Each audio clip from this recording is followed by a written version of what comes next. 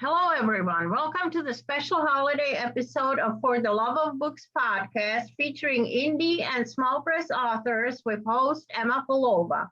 Today, we will chat with author Andrew Allen Smith, who will announce the details of his new book giveaway of Adam at the end of the interview.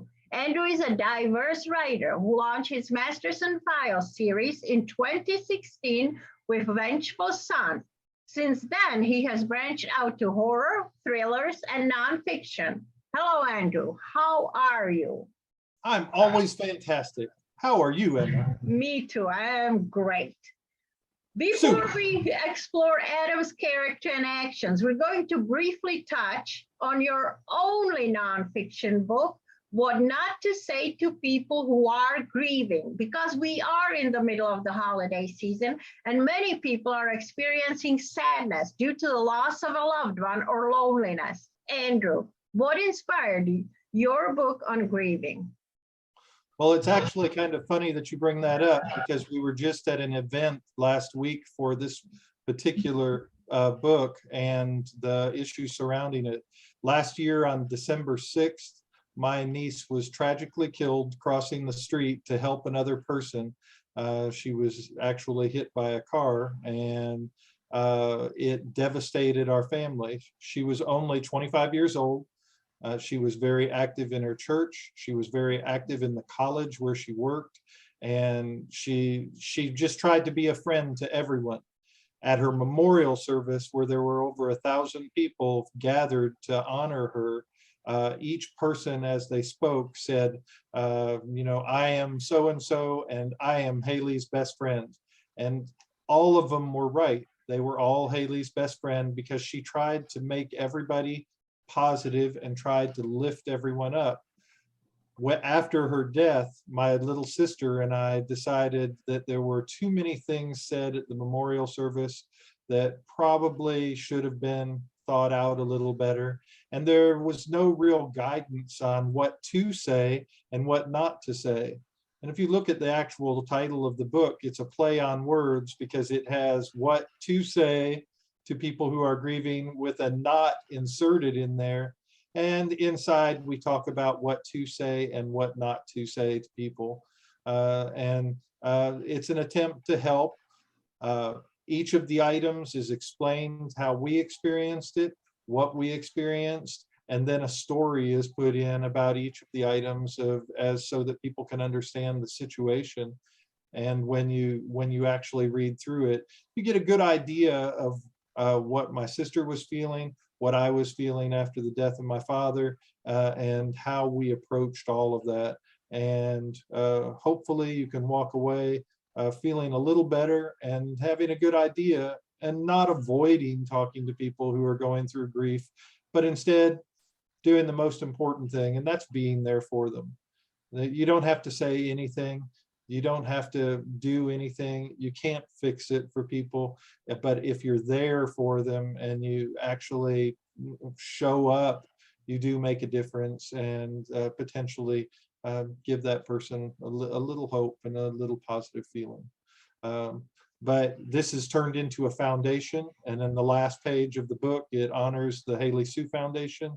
That foundation this year has given away a scholarship, and also just last Saturday, we visited Scottsville, Kentucky, and gave away Christmas presents to some people who were really deserving, walked around town and talked to people, and just tried to help people in need. And it was a very touching and amazing situation. And I write about that on my blog at 29000sunsets.com. Okay. So what is your message to people who are grieving during this holiday season? Don't go through it alone. There are people out there that care. And all you have to do is reach out. Stay away from despair. Don't give up. And remember that you're special. And when you're grieving for somebody, they wouldn't want you to give up. They wouldn't want you to set yourself aside. Instead, focus on finding people you can talk to, or finding people you can just sit with. You don't need to talk to them about things. You don't need to do anything. Instead, you just, it's a good idea just to be around people and realize that, you know, it's a great gift that we have. We've all been given this gift of life, and we can really help each other out. There are people there that want to help you. Just look out for them. Thank you for those beautiful words. Okay, now let's switch over to Adam. Adam is edgier and not necessarily for everyone. The book skirts the lines of thriller and contains more adult themes than previous works. Andrew, what inspired the title and the character in this book? Well, it's kind of funny. The character in the entire book was one of another series of thousands of dreams that I've had. And the actual prologue was almost word for word a dream that I had at one time. The name and the title, Adam, was inspired from Shelley. I was toying with the idea of what name I should give this character, and I thought about a monster that had no real identity, but understood that he himself was an immortal. And there is a phrase inside of the book that he gave himself the name Adam because, as far as he knows, he's the first and only of his kind. And he thought that that was fitting, not only based on Shelley, but based on the Bible and other literature. Adam was a prime name. But the book itself was inspired by a dream. The characters are a bit edgier, and it's a little different. And the book is all in first person, which is different. Usually I write in third person, and this book is all in first person from Adam's point of view. The idea of the eternal forever is that there will be only 5 books in this series, and they'll be written from the perspective of 4 of the different characters in the book. And then the 5th book will be binding that all together in a third person narrative. So it'll be an exciting run. And I've already had fan mail saying, where's the second? And I just released the first. It's like, come on, give me a break for at least 5 minutes. Incredible. So what are some of the concepts that you explore in this book? Well, the biggest concept, there are several. One of the concepts is the concept of death. And I think it was Dracula that said it, Bela Lugosi, back in 1934. I think that's right, not 100% sure. But to die, to truly be dead, that must be glorious. Everybody thinks about death as this thing that is scary and we should walk away from it. But here we have a character whose first memory was in Derbent in 2200 BC. And the biggest thing he found was loneliness. He's been alone for a significant portion of his life. In fact, inside of the book, he makes a statement that one of the best friends that he had ever was a tortoise, and it lived to be 150 years old.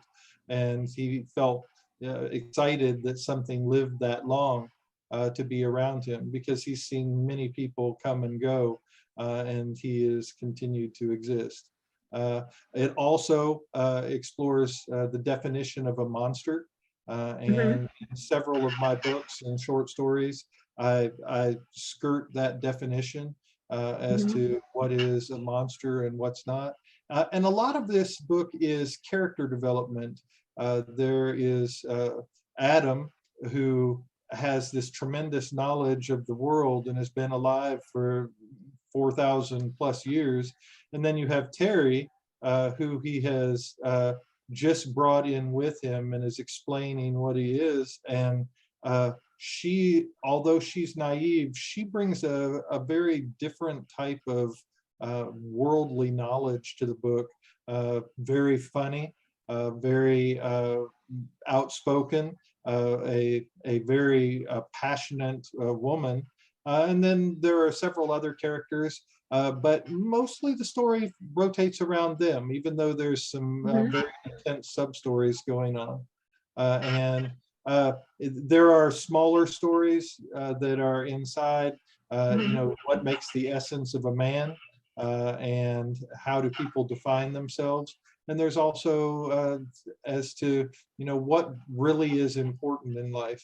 Is it the things we collect, or is it the memories that we share? Right. What were some of the challenges in writing this book? Well, there are places where it gets kind of steamy, and that was part of my thought process up front. And I don't normally write anything that gets really steamy. So I took a lot of that out in the final cut of the book. I actually put a poll out on one of my websites and asked my readers, should I have this be more pushed to the MO plus, where or the AD plus, where it's a heavy adult, or should I scale it back where I can? And a significant number of people wrote to me and said, I'd try to bring it backwards. And I got a couple of unsolicited reviews that were, I really liked the book and the way that you approached it, but you could have left some of the sex scenes out. And they weren't really full sex scenes, but they were there, and it was edgier. So I understand that, and there are people out there that it makes them uncomfortable to be with that. But it's an integral part to the story. I was actually talking to someone who has already read the book on Wednesday, and they made the statement to me, if you would have taken that out, the story wouldn't have made sense. So it had to be in there, and I understood it. They also want to know where the next book is. So I'm already getting some interest in the next book, which is nice. What sets you apart from other authors in your genre, specifically with this book? What? I think the big thing that sets me apart here is I'm trying to stay away from the typical stereotype immortals.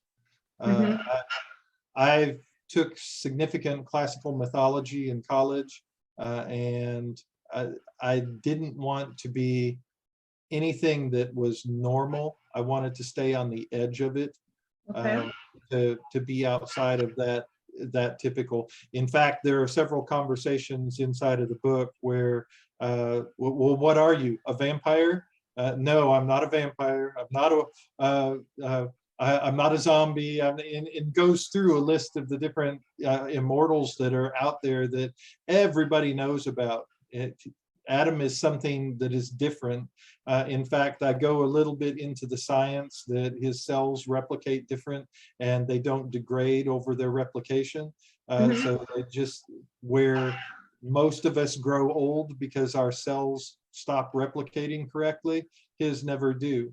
And his replicate much faster. And he had a scientist looking into it until that scientist was mysteriously killed. Ooh. So, you know, it's I keep it on that other side. Plus, there's a secondary story in the very start of the book, which I'll read a small section of. Yes, there will be violence, but nothing else. But in the very start of the book, there's significant violence, and that turns into a sub-story where something happens that you don't expect. And that story is going on as he's trying to save this woman's life, and as he's explaining to her who he is and what he's become.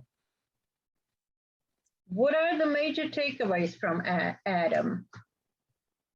I think for the readers so far, the major takeaway is I should have written all 5 books before I released it, but because I love it. I love that. But you know, the major takeaway is that immortality is something that is tough. It's not something that everybody should say, wow, this is the superpower that I want. And with that, there's a certain responsibility, and it's far more complicated than just being alive.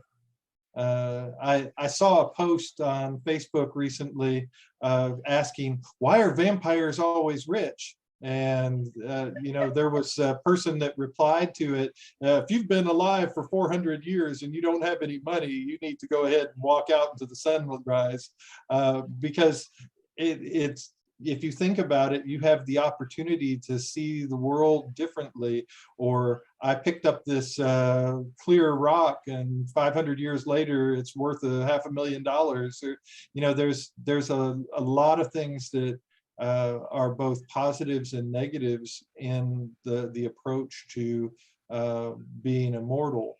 But also that here is a story about someone who's been around a long time, and at the same time they have human thoughts and human frailty and human emotions, and they're not just apart from us all, they're also part of what the human race is. Part of that, I have anger, I have love, I have passion, I have frustration, and I have humor, and there's a lot of parts of the book that are pretty funny, I think.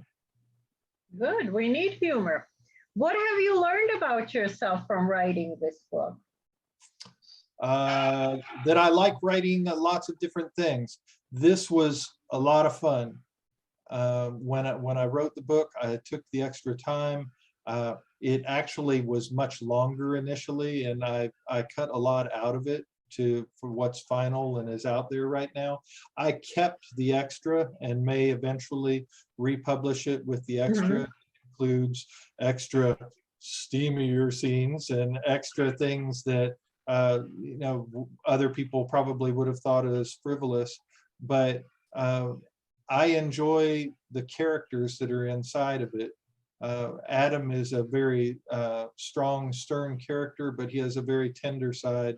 And there is a fun little character named Micah who does personal shopping, that if you don't giggle a little with him, he's just your typical quick salesperson, real fast, and you kind of sit back and say, I know a guy like that.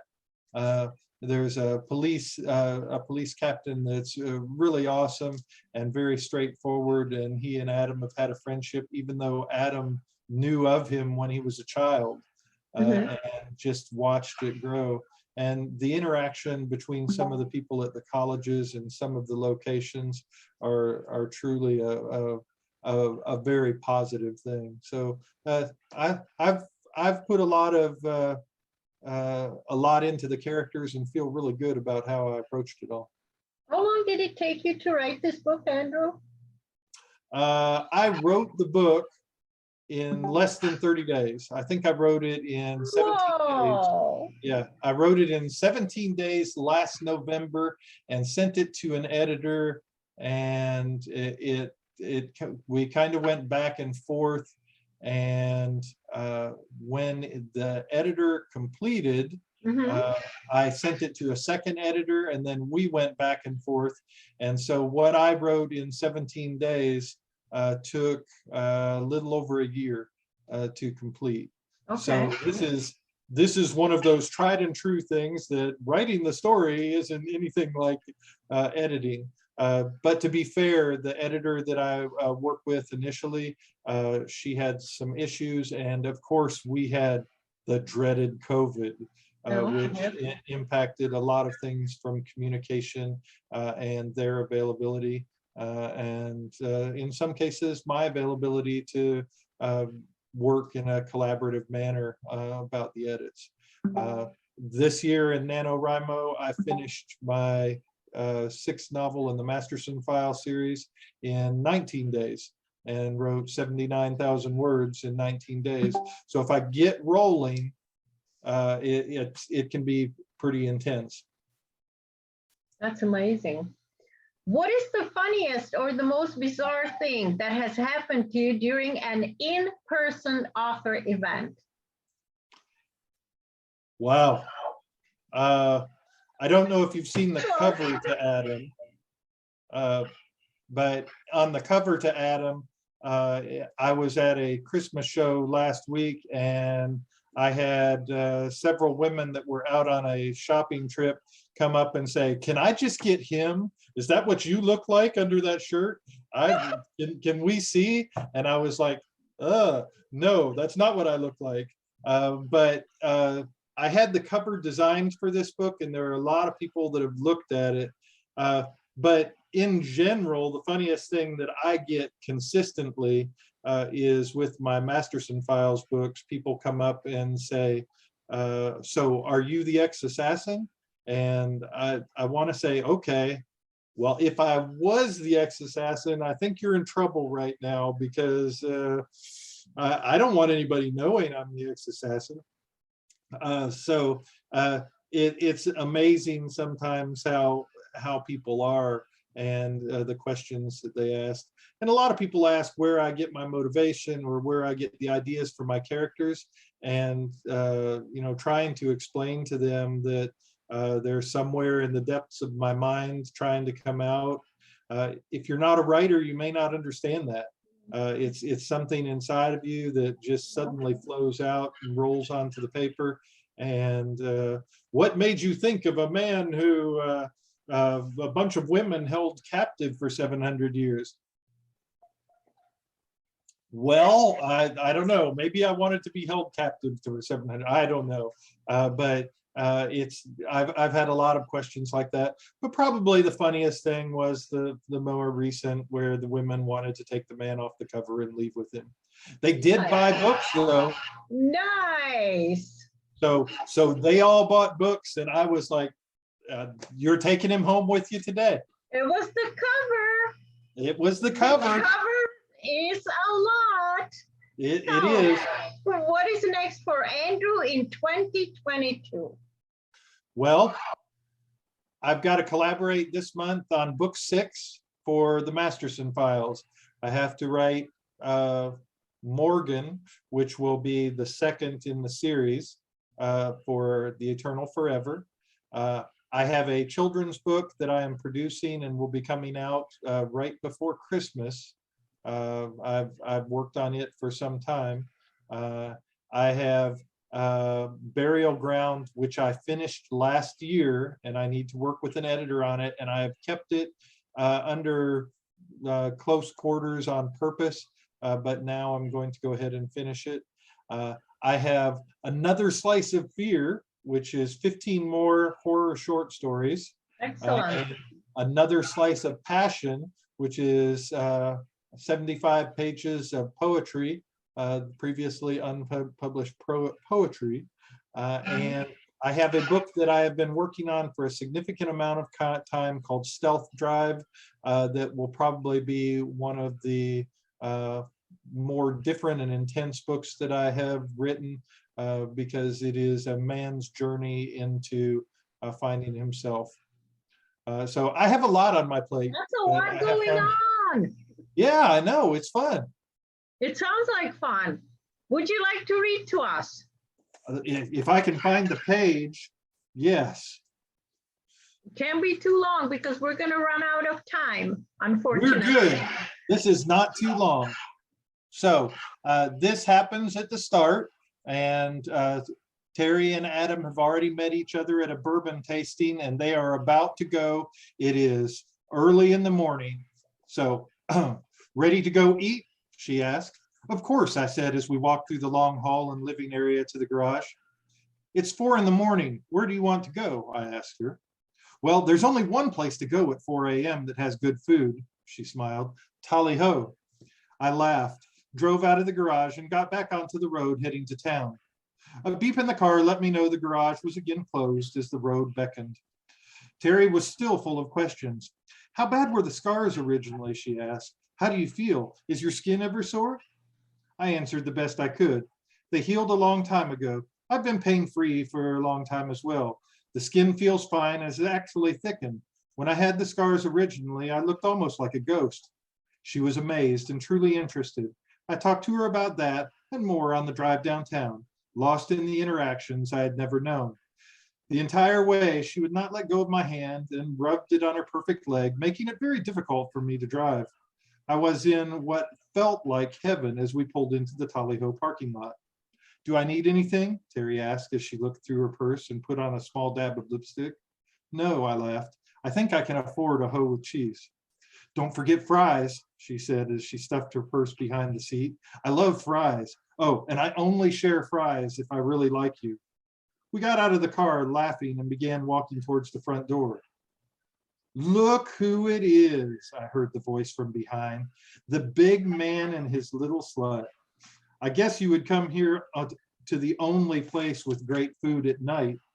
We both turned, but it was Terry who spoke. Sam, go home. You're drunk. I saw him and the 3 other young men with him. I recognized 2 of them as players in the UK football team. I tensed slightly. I guess she was fine enough for you to take to this dive, Sam said in a terse tone. The other men were guarded and their eyes focused on me. It's not a dive, Sam. I like the food, Terry started. Shut up, Sam said, walking towards me. Your boy and I have some pain to discuss. I don't like much being manhandled, so I picked up a few friends and maybe we should manhandle you a little. I tensed, muscles flexing beneath my coat, but Terry held my arm tightly and looked up at me. Remember, you said you would not. I looked down at her and saw the pleading in her eyes, so I lightly guided her behind me. I know. Sam swung and hit me in the face. He pulled back his hand and grabbed it. Steal? He shook his hand. I barely moved. He swung again and hit my face again and again, pulling back his now battered hand. I don't want to hurt you, I said to Sam. Then looking over to the rest, I don't want to hurt any of you. Just get in your car and go, I added softly as Terry held my arm from behind. The bat hit me across the stomach and knocked the breath from me for a split second.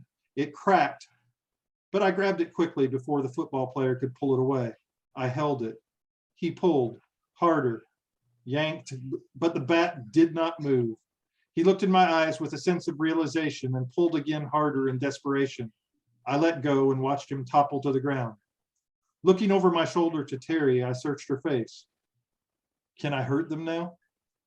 Her eyes were full of fire as she said, just stop them. As I turned back, I saw Sam had pulled out a small pistol. He aimed at my chest and fired. I felt the bullet pass through me, and the hands holding my arm went limp. I turned in time to catch Terry before she fell all the way to the ground. Her shoulder was covered with blood, and she gasped lightly. I felt another bat break over my back, but still I held her as she gasped. Guess that didn't work, she said with a weak voice and an attempt at a smile. I stood turning. All 4 men saw something was different. Sam was training his gun on me, and I grabbed it by the barrel. He fired, and a hole went through my hand. Blood covered parts of my hand, and as Sam watched, the skin folded in upon itself, and my hand was whole, a clean spot in the center of the bloody mess. What are you? Sam asked, looking at me. Nothing you could understand. I hit him in the chest in anger. He fell hard to the ground on his face and did not move. One of the boys turned him over. His chest was caved in at a weird angle, and he looked up to some unknown destination in the skies, lost forever to this world. The sun was rising. A blood red color encrusted the sky above. And I'm stopping right there. Nice. Can you announce the details of your book giveaway? The details of my book giveaway. Yes, you are listening here today, and I'm going to put this on a screen that you can't see. Yes, this is Adam that I'm holding in my hand right now. And if you write to me, that's right, write to me at andrew.allen.smith@gmail.com. That's right, andrew.allen.smith@gmail.com, and say that you listened to this show. You, the first person who sends this, will receive a signed copy. And if you're second or third or fourth, I will happily tell you that you're second or third or fourth or fifth or sixth or seventh or eighth. But the first person will definitely get a free book, and with a nice bookmark and maybe a special surprise along with it. Shh, shh, shh. Special surprises are good. Don't tell. And since this is our Christmas special, we are sharing our favorite Christmas memories. Andrew, can you share with our listeners your favorite Christmas memory? Yeah, it's kind of a weird one. When I was 5 years old, my mother decided to take me with her. I had no idea where we were going, and we went to a doctor's house. I knew the doctor because he was my doctor. And we walked into the house, and there was a spiral staircase straight out of a movie with a Christmas tree that was easily 20 foot high, piled with presents, and a train set running around the tree over and over. And as the doctor and my mother talked, I had no idea what was going on. I paid very close attention to the trains and just loved the ideas and the sparkling lights everywhere.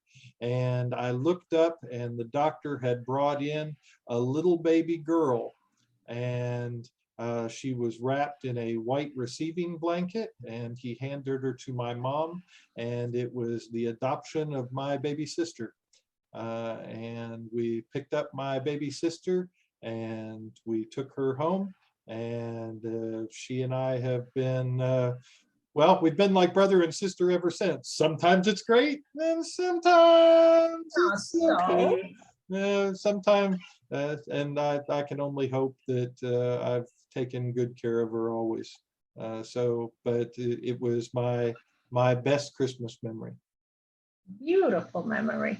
Before we do our parting shots, I would like to thank our sponsors, Doc Chavent and Digital Quill Services for Writers with author Colleen Nye. Parting shots from each one of us. Andrew, you go first. My parting shot is read indie authors. There are a lot of independent authors out there. Some are fantastic and some are okay, but they all put a lot of work into giving you an escape from reality. I hope that you get a chance to read Adam. It's a fun book, and the next one will be even more fun. And if you don't get a chance to read either of those, check out my blog at 29000sunsets.com. And I also do book reviews there and a whole lot of other things. We keep up with it, and I write there every day. That's right, every day. My parting shots: buy indie, read indie, and write indie. Keep your fingers on the keyboard and your butt in the chair. Thank you for listening. Merry Christmas. Ho, ho, ho, ho, ho.